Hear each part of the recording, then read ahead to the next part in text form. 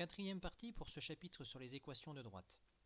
Dans cette partie, on va s'intéresser à ce qu'on appelle l'équation réduite d'une droite. C'est cette forme-là, la forme y égale mx plus p, où l'on va chercher deux nombres, m et p, qui sont les paramètres de cette équation réduite. Et ce qui revient en fait à transformer la notion de droite en notion de fonction affine.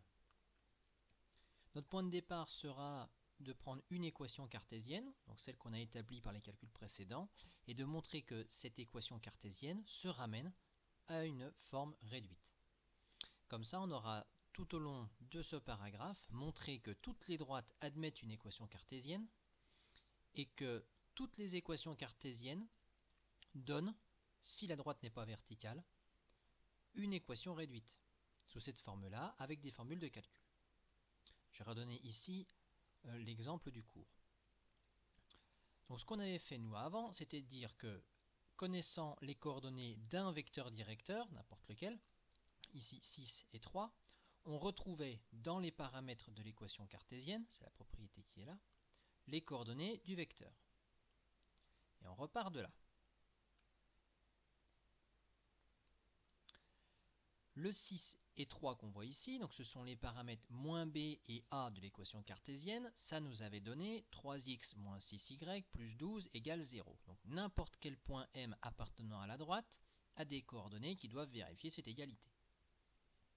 Ici, ce que vous aurez à faire, c'est un calcul littéral semblable à ce qu'on a fait dans les résolutions d'équations. Et ici, je veux isoler y. Donc ici, on a le terme moins 6y, donc il faudra faire le contraire, plus 6y. Ça va vous faire apparaître 6y de l'autre côté. Puis ensuite, pour avoir un seul y, il faudra tout diviser par 6. Et vous aurez, dans la division par 6, chacun des termes qui va être divisé par 6, et du coup, vous aurez 0,5x plus 2 qui va apparaître. Je le montrerai rapidement. 6y, on divise par 6, et là on a 3 sur 6 qui nous fait 0,5x. Graphiquement, en fait ce que je suis en train de dire, c'est que quand on a un vecteur directeur qui fait 6 pas sur 3, on peut avoir un vecteur de 1 pas sur 0,5. En fait, j'ai tout divisé par 6. C'est ce qui va se passer ici, on va tout diviser par 6 pour avoir un seul y. Mais ça change aussi le point de vue. C'est-à-dire que là, avant, j'avais un vecteur directeur. Et là, maintenant, j'ai juste un nombre qui correspond à la variation à une unité. La variation pour une unité. Comme pour un achat, le prix d'un objet. Et ça, c'est un nombre, c'est une valeur 0,5. Donc pour le vecteur, on l'appelait vecteur directeur. Et puis pour cette variation à l'unité, que l'on peut dire, que c'est la pente, on l'appelle coefficient directeur. C'est le 0,5 qui est là. Et le 2 que l'on trouve au bout, c'est le 2 qui va apparaître avec l'intersection entre la droite et l'axe des ordonnées. Alors si on était sur un exercice de fonction, on pourrait dire que 2 est l'image de 0. C'est bien ce qui se passe si on remplace x par 0.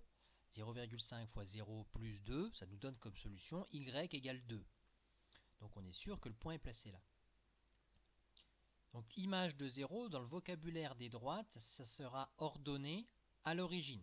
Si vous repérez bien les deux mots, ordonnée à l'origine, ça vous rappelle où est placé ce point, à l'intersection avec l'axe des ordonnées. Ça c'est ce qu'on peut marquer ici. Alors en termes de formule de calcul, ce qui est très pratique pour la partie algorithme que je vais montrer après, c'est que l'équation cartésienne, enfin une équation cartésienne, on peut la trouver avec un vecteur directeur, puisqu'on sait par propriété de cours que c'est toujours la même chose, les coordonnées du vecteur directeur se retrouvent dans l'équation cartésienne. Et ce qu'on vient de voir là, c'est que le 0,5 qui est ici, il apparaît quand on va diviser 3 par 6. En fait, quand y va changer de membre, puis ensuite on va diviser par 6.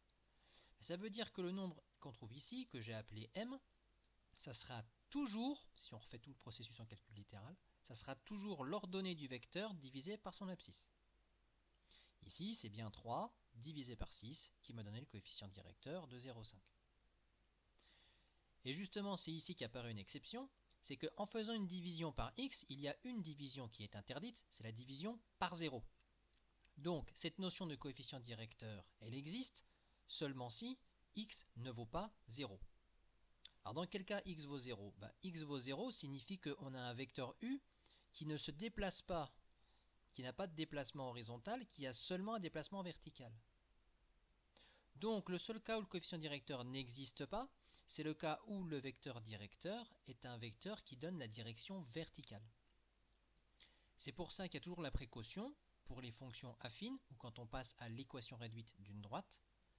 Est-ce que la droite est verticale? Si oui, on n'a plus rien à faire. Par exemple, si tous les points sont alignés en face de l'abscisse 3, l'équation de la droite c'est x égale 3, pour dire que l'abscisse doit être 3.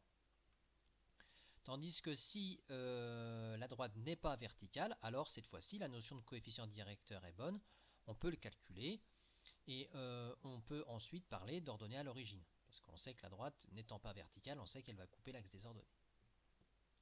Donc première formule à bien avoir en tête, coefficient directeur par division entre les coordonnées du vecteur. Si on n'utilise pas de vecteur mais des points, on peut appliquer la même formule, c'est-à-dire que je remplace le y du vecteur par l'écart entre les ordonnées et le grand X du vecteur par l'écart entre les abscisses. C'est la même formule. Et puis l'ordonnée à l'origine, pour la trouver, on a deux façons de faire. Soit on mémorise par cœur cette formule-là, soit on raisonne comme dans une opération à trous, une petite équation. Ici, ça me dirait, étant donné qu'on a calculé 0,5 comme coefficient directeur, c'est ce qu'on a fait ici, je sais aussi que les coordonnées du point A doivent vérifier l'équation, puisque le point A est sur la droite. Donc remplaçons x par 2 et y par 3.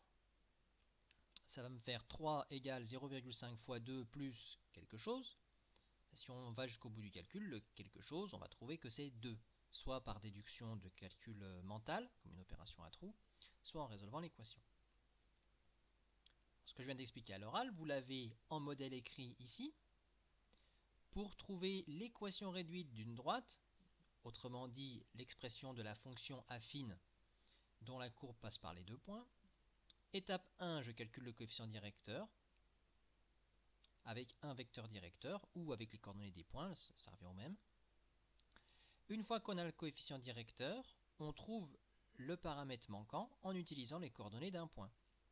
Vous remplacez x par 2, y par 1 et vous finissez le calcul. Ça, c'est ce qu'il faudra essayer de faire vous-même. Et après, ce que j'ai montré là, ça sert aussi quand on fait de la programmation. Alors, je vais montrer assez rapidement. Ça, c'est un programme qui a été créé en Python, mais qu'on peut adapter dans une TI, dans une Casio, qui est un espace de programmation, ou alors si vous avez un module Python et on télécharge directement le module dedans. En fait, c'est un programme qui n'utilise pas des fonctions, mais seulement une exécution simple. C'est-à-dire que le programme va être effectué une fois en entier. Il y a plusieurs inputs dans ce programme-là, donc en fait on a besoin de connaître les coordonnées de deux points, et après il fait toute une série de calculs tout seul. Ce qui fait qu'avec ce programme-là, je peux non seulement retrouver des informations de géométrie, le milieu d'un segment, la longueur d'un segment, les coordonnées du vecteur, mais en plus, en utilisant les coordonnées du vecteur, je peux programmer l'équation cartésienne. Le fait que le paramètre B c'est l'opposé de l'abscisse du vecteur, que le paramètre A c'est l'ordonnée du vecteur, le petit c par calcul littéral ça sera toujours cette valeur-là, et puis pour l'équation réduite pareil. D'abord je teste est-ce que les abscisses sont les mêmes, si oui la droite est verticale, et puis sinon je calcule le coefficient directeur, puis l'ordonnée à l'origine, en deux étapes. Et pour l'ordinateur d'ailleurs c'est important d'avoir testé, parce que si vous ne lui faites pas le test ici, et que vous avez xa et xb qui sont égaux, alors là il va faire une division par 0, vous allez faire planter l'ordinateur. Donc ce programme-là il sera mis à disposition dans votre espace des classes aussi. Et puis la dernière petite chose que vous avez à la fin du document, ce sont les propriétés supplémentaires. Ces deux droites sont parallèles si elles ont des vecteurs directeurs collinéaires. Ça va devenir, pour deux droites avec des équations réduites, deux droites sont parallèles si elles ont le même coefficient directeur. Ça, c'est des petites choses qu'on reverra en plus dans les exercices.